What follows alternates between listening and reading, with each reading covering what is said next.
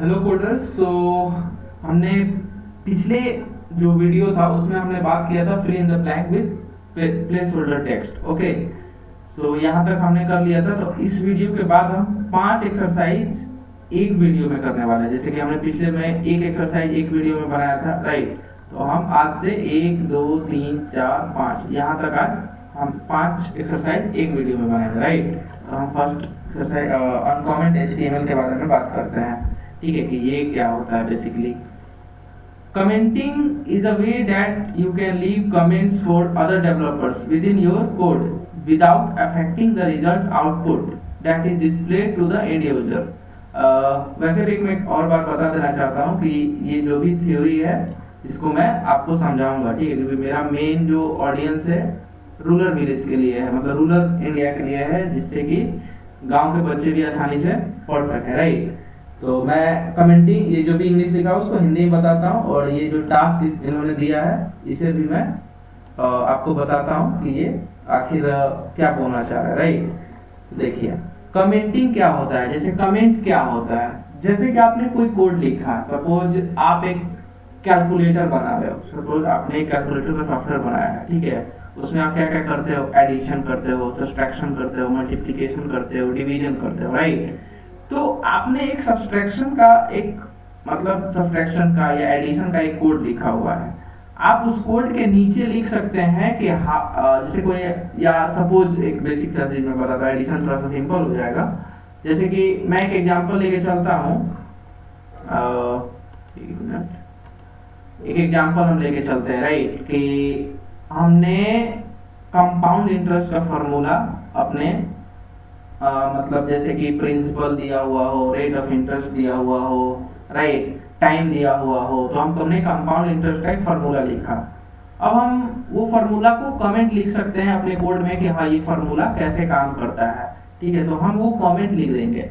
तो बेसिकली आप जानते होंगे कि कोई भी हम लैंग्वेज करते हैं तो उसमें दो चीजें होती है, कंपाइलर और इंटरप्रेटर, ठीक है। कुछ लैंग्वेज कंपाइलर से मतलब मशीन लैंग्वेज में कन्वर्ट होती है, कुछ इंटरप्रेटर से मशीन लैंग्वेज में कन्वर्ट होती है, हाई लेवल लैंग्वेज से मशीन लैंग्वेज में कन्वर्ट होती है, राइट।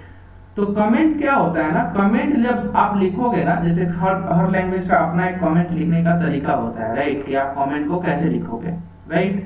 तो जब आप HTML CSS में जैसे आपने एक वेबसाइट बना रहे हो, वहां पे कोड लिखना होगा कि किसी चीज को कमेंट कर दिया आपने, ठीक है, कि ये जो कोड है वो कैसे काम कर रहा है, उसको कमेंट में लिखिए। क्योंकि एक बेस्ट प्रैक्टिसेस क्या होता है कोडिंग का, कि आप कोई भी ऐसा कोड लिखते हैं, लॉजिक्स लिखते हैं किसी चीज का, ठीक है। जैसे आपने कोई डेटाबेस से फेच करने का लॉजिक लिखा, ठीक है, डेटाबेस से डेटा फेच करने का लॉजिक लिखा, राइट। तो आप चाहोगे कि ये कैसे काम कर रहा है, उसके लिए आप कमेंट लिख दो, ठीक है। कि जैसे या कुछ कोड होता है, कुछ जैसे एक वेबसाइट है, उसमें क्या क्या होता है, फुटर है, हेडर है, राइट, फुटर है, हेडर है, उसके बाद बीच का मेन सेक्शन है। तो आप ये भी लिख सकते हो कमेंट में, कहाँ पे हेडर स्टार्ट हो रहा है, कहाँ पे फुटर स्टार्ट हो रहा है, कहाँ पे हेडर एंड हो रहा है, कहाँ पे फुटर एंड हो रहा है, कहाँ पे जो वेबसाइट का मेन सेक्शन है वो कहाँ पे एंड हो रहा है, राइट। तो इन चीजों के लिए हम कमेंट का यूज करते हैं। एक टिप्स मैं यहाँ पे देना चाहूंगा, कमेंट जब आप कोड कर रहे होते हो ना, तो आप किसी कोड को भी कमेंट कर सकते हो। वो कोड को कमेंट कीजिएगा तो वो जब कंपाइलर उस चीज को कंपाइल करेगा, कंपाइल करना मतलब कि उस लैंग्वेज को इंटरप्रेट करेगा, कंपाइल करेगा, मतलब मशीन लैंग्वेज में कंप्यूटर को समझाना पड़ता है ना। जैसे आपने लिखा HTML का जो टैग, ब्राउजर का क्या होता है, ब्राउजर का अपना एक रन टाइम इन्वायरमेंट है, ठीक है, जो HTML टैग को उसके मतलब समझाता है ब्राउजर मशीन को कि इसको कैसे डिस्प्ले करना है, ठीक है। तो ब्राउजर का अपना एक कंपाइलर होता है, ठीक है, जो HTML जैसे जावास्क्रिप्ट के कोड को कन्वर्ट करता है, ठीक है, जिससे कि कंप्यूटर उस कोड को समझ सके। यदि आप किसी कोड को चाहते हो कि अरे इस कोड को अभी हम नहीं चाहते हैं, कोई वेबसाइट आप बना रहे हो, किसी सेक्शन को आप कमेंट कर दोगे तो वो सेक्शन नहीं दिखेगा, ठीक है। तो किसी कोड को भी आप कमेंट कर सकते हो, बट ये आप जब किसी प्रोजेक्ट को बना लो उसके बाद उस कमेंट को हटा दो, राइट। चलिए, तो हम यहाँ पे पहले देखते हैं कि ये टास्क क्या बोल रहा है। तो कमेंट लिखने का तरीका HTML में क्या होता है, ये होता है, देखिए। तो यही चीजें बोल रहा है, commenting is a way that you can leave comments for other developers within your code without affecting the result output that is displayed to the end user. तो आप कमेंट लिखिए, क्योंकि यदि मान लीजिए आपने कोई सॉफ्टवेयर बनाया, ठीक है, आपके पास वही सॉफ्टवेयर या कोड बेस जो होता है कोई और डेवलपर देख रहा है, राइट। एक मिनट। तो क्या हो सकता है कि वो कोड उसको समझ ही ना आए, ठीक है, आपके लिए समझ, या ये भी हो सकता है कि आपने कोई कोड लिखा, 6 महीने बाद उसी कोड को दोबारा देख रहे हो आप, फिर सर पकड़ रहे हो, अरे यार मैंने लिखा क्या था लॉजिक, राइट। इसके लिए आप कमेंट का यूज करो, ये एक अच्छे सॉफ्टवेयर डेवलपर की पहचान होती है कि आप चीजों को कमेंट करने का हैबिट बना लो, राइट। चलो, तो ये कमेंट लिखने का तरीका है, जैसे शुरुआत में ये लिखते हैं और इसके बीच में जो भी होता है, जैसे ये टेक्स्ट है यहाँ पे, इसके बीच में आप जो भी लिखोगे वो कमेंट कहलाएगा, राइट। तो देखिए क्या लिखा है यहाँ पे, देखिए हमने पूरा कोड को ही कमेंट इन्होंने कर दिया है, ठीक है। तो ये क्या बोल रहा है, कमेंट योर H1 H2 और P एलिमेंट, राइट। एक मिनट, हम यहाँ से कर रहे हैं, यहाँ तक हमें जाना है, 1 2 3 4 5, ठीक है, ओके। तो ये बोल रहा है कि अनकमेंट कर दो H1 H2 और P को। अभी आप करोगे तो क्या होगा, रन द टेस्ट में क्या होगा, ये फेल बताएगा, ठीक है। देखिए बता रहा है फेल, कि आपका कमेंट देखिए फेल हो गया, ठीक है।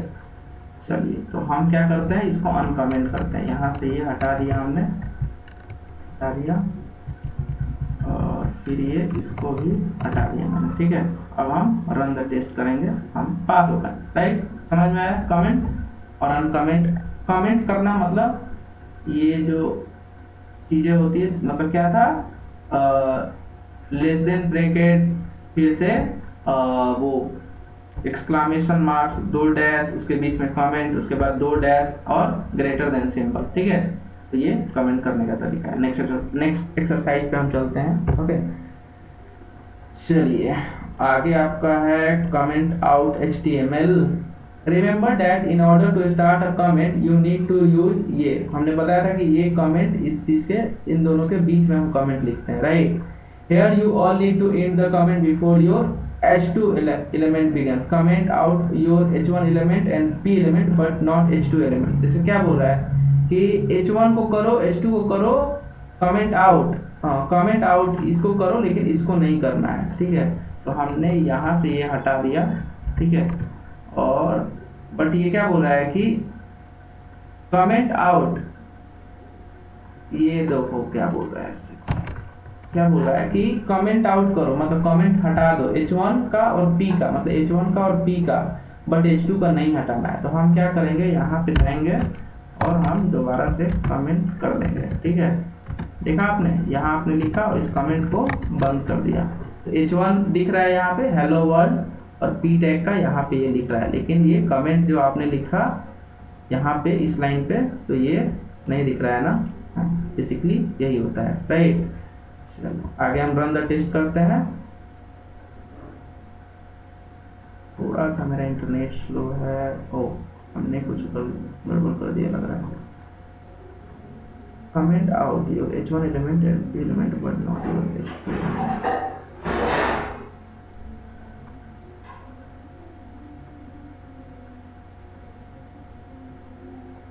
ओके, सॉरी, लैंग्वेज मुझे समझ में, कमेंट आउट मतलब ओके, मतलब H1 को कमेंट करना है, सॉरी, H1 को कमेंट करना है और P को कमेंट करना है, लेकिन H2 को कमेंट नहीं करना है। तो देखिए हम H1 हेलो वर्ल्ड लिख रहा है, ये कमेंट में डालना होगा, ठीक है।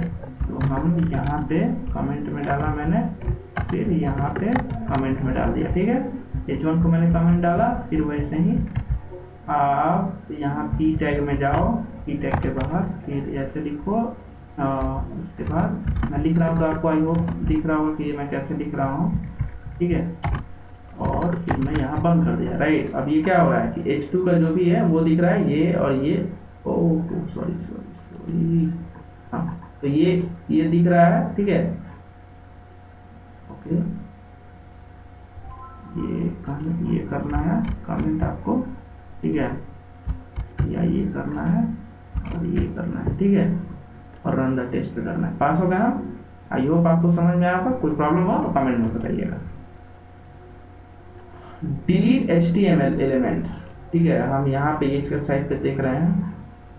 Our font does not have much vertical space, vertical space मतलब y एक्सिस, मतलब ठीक है, y एक्सिस को vertical space Let's remove the unnecessary elements so we can start building our cat photo app. Delete your h1 element so we can simplify our view. तो h1 element को delete करना है तो क्या करना है, बस हटा दीजिए इसको, डिलीट करना मतलब इसको हटा दीजिए बैक स्पेस से, ठीक है। हमने हटा दिया, रन द टेस्ट, टेस्ट किया, पास आप हो चुके हैं, ओके। नेक्स्ट चैलेंज पे चलते हैं।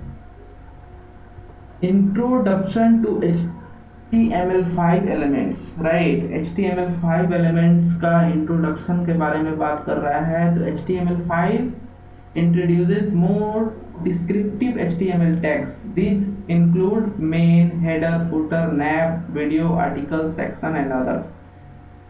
तो क्या है ना, HTML पहले HTML1 आया, 2 आया, 3 आया, 4 आया, उसके बाद HTML5 अभी सबसे लेटेस्ट जो वर्जन है यानी 2021 तक अभी HTML5 जो है वो लेटेस्ट वर्जन है HTML का, ओके। ये वर्जन होता है, वर्जन मतलब क्या, कुछ कुछ चीजें इंप्रूव हो जाती है हर बार।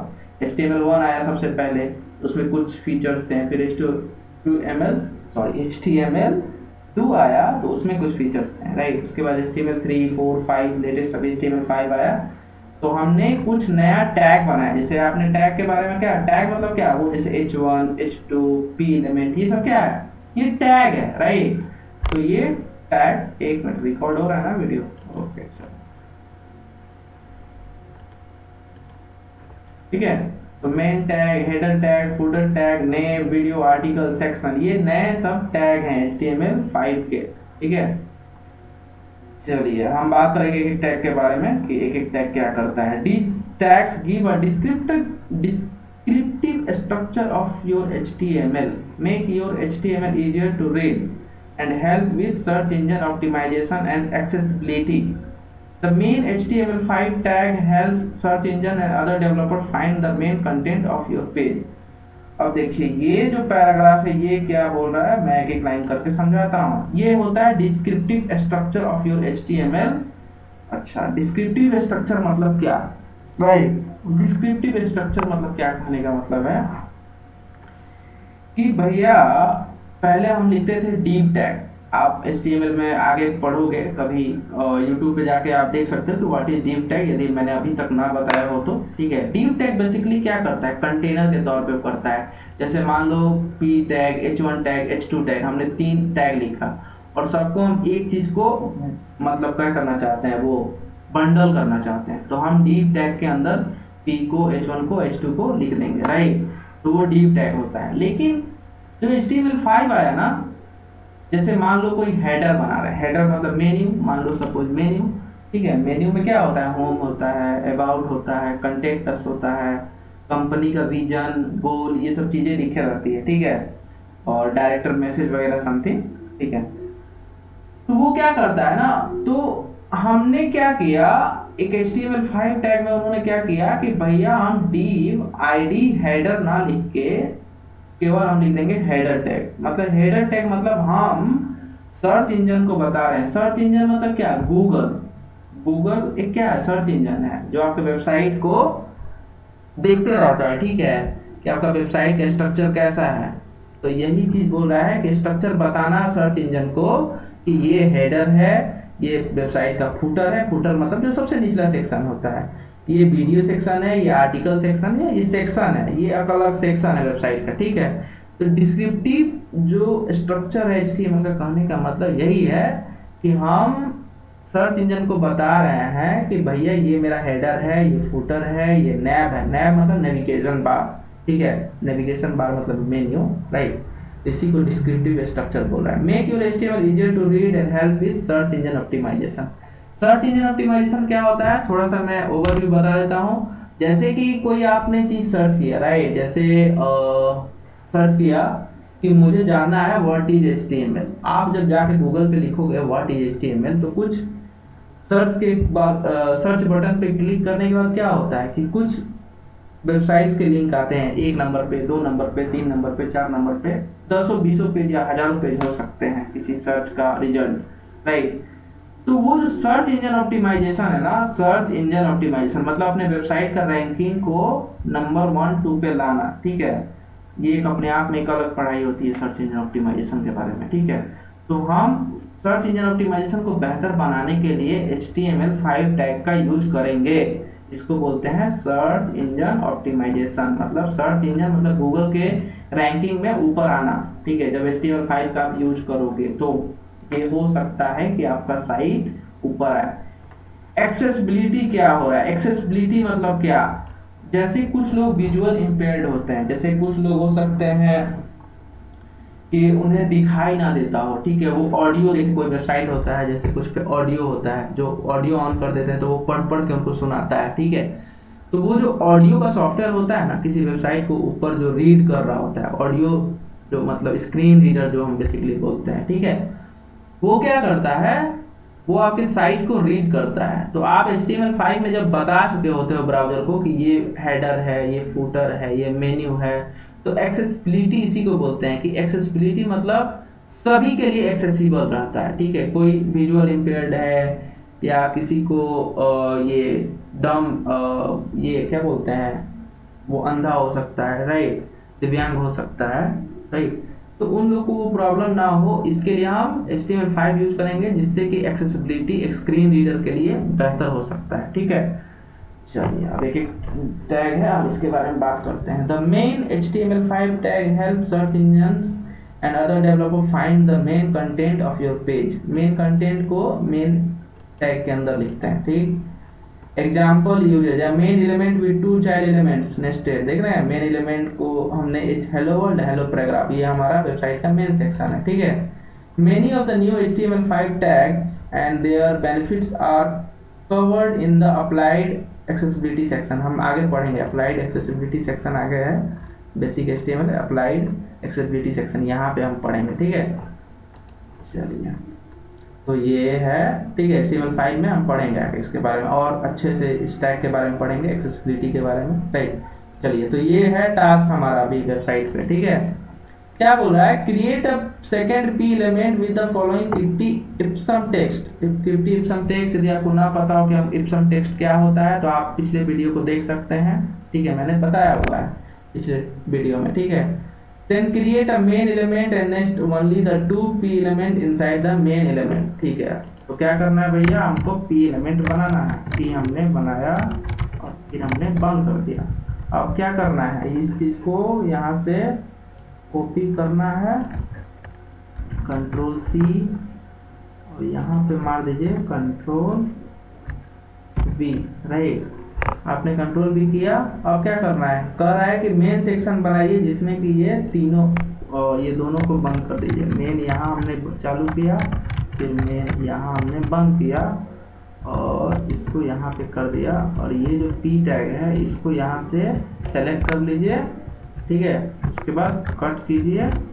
ठीक है, और यहाँ पे इसको पेस्ट कर दीजिए। ठीक है, चलिए रन द टेस्ट पे हम क्लिक करते हैं, रन, हम पास हो चुके हैं टेस्ट। ओके, चलो नेक्स्ट चैलेंज पे चलते हैं।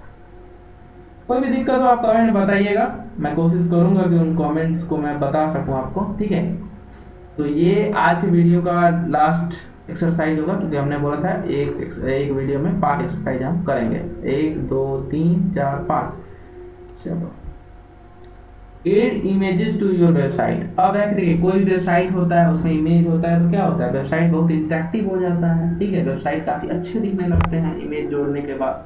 तो हम इमेज कैसे डाल सकते हैं किसी भी वेबसाइट में, उसके बारे में पढ़ेंगे। You can add images to your website by using IMG element. क्या होता है, मतलब आपको इमेज जोड़ना है आपके वेबसाइट पे, तो आप क्या यूज करोगे, IMG element and point to a specific image URL using SRC attribute. Image आप कहाँ से उठा रहे हो उसका जो पाथ लिखेंगे, मतलब इमेज कहाँ से ले रहे हो, SRC के अंदर लिखते हैं। ठीक है, चलो हम देखते हैं। देखो, जैसे ये इमेज टैग है, यहाँ स्टार्ट हुआ। ठीक है, ये सेल्फ एक इमेज टैग है। जैसे कुछ टैग होता है ओपन टैग और क्लोज टैग। जैसे H1 को आप स्टार्ट किए यहाँ पे, जैसे P स्टार्ट किए, P को यहाँ बंद किए, जैसे मेन यहाँ स्टार्ट हुआ, मेन यहाँ बंद हुआ, तो ये क्या है, ओपन टैग, और ये क्या है, क्लोज टैग। ठीक है, चलो तो इमेज जो SRC है वो ये बोल रहा है कि ऐसे लिखना होगा। ठीक है, तो इमेज में ना क्लोजिंग टैग नहीं होता, ये ऐसे ही आप लिख दोगे। ठीक है, ऐसे ठीक है, इमेज टैग और एसआरसी के अंदर पूरा इमेज का पाथ, तो वो इमेज आपके वेबसाइट पे दिखने लगेगा। ठीक है, ओके चलो आगे देखते हैं। Note the image elements are self closing. क्या बोलते हैं सेल्फ क्लोजिंग के बारे में बोल कर, इसको क्लोजिंग टैग लिखने का जरूरत नहीं है मत, ठीक है ना, इसको ये सेल्फ क्लोजिंग टैग है। चलो आगे देखते हैं। All image elements must have an alt attribute. The text inside an alt attribute is used for screen readers to improve accessibility and is displayed if the image fails to load. ठीक है, all image elements must have alt attribute.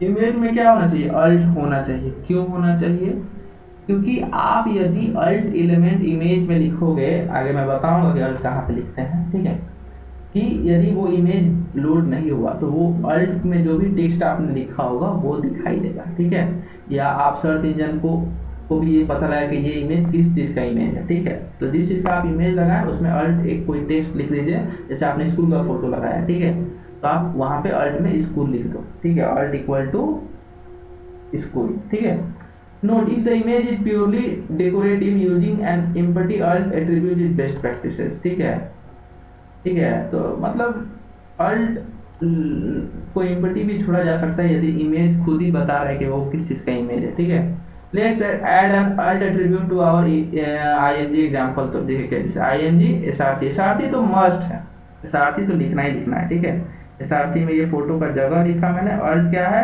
A business cat bearing a नेकटी। ठीक है, चलो तो ये बोल रहा है। ठीक है, ये इमेज टैग के बारे में है। अब है कुछ टास्क हमारा, यहाँ पे ये हमारा चैलेंज है। ठीक है, क्या बोल रहा है, let's try to add an image to our website with an existing main element, insert an image element before existing P element. Okay okay, now set the SRC attribute so that it's point to URL. यहाँ करना है within the existing main element insert an image element before the existing element, मतलब यहाँ पे ये image लिखने को बोल रहा है। ठीक है, हमने इमेज लिखा, एसआरसी लिखा, मतलब इमेज कहाँ से उठा रहे हैं, तो ये बोल रहा है कि आप इस चीज को कॉपी करो, कंट्रोल सी दबाओ और यहाँ पे कंट्रोल वी दबाओ। ठीक है,